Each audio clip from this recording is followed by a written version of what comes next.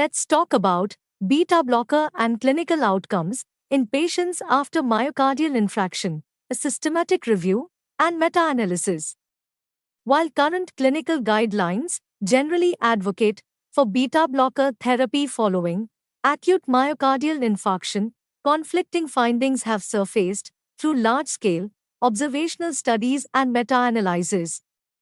We conducted this systematic review and meta-analysis of published observational studies to quantify the long-term therapeutic impact of beta blocker across heterogeneous acute myocardial infarction populations.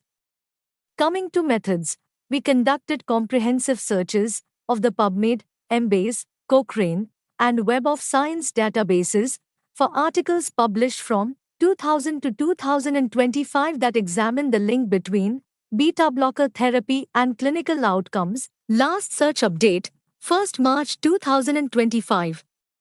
We used the odds ratio with its 95% confidence interval to evaluate the effect of beta blocker therapy on all-cause mortality, cardiac death, or major adverse cardiac events in acute myocardial infarction patients.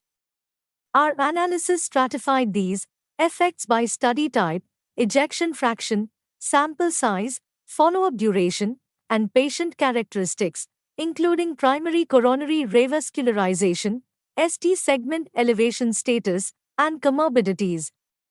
Coming to results, this meta-analysis incorporated 34 observational studies covering 233,303 acute myocardial infarction patients. Our results showed beta blockers reduced all-cause and cardiac mortality in post-acute myocardial infarction patients with no significant effect on major adverse cardiac events.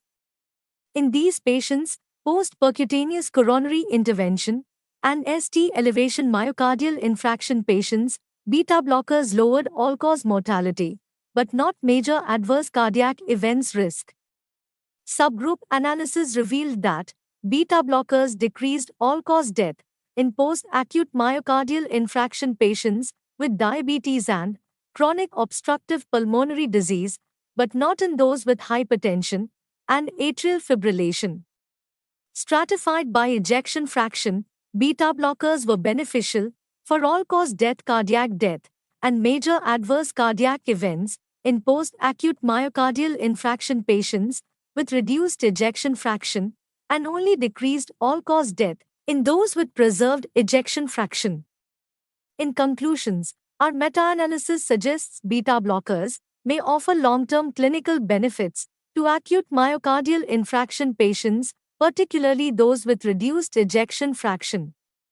However, this is not conclusive for acute myocardial infarction patients with comorbidities or preserved ejection fraction.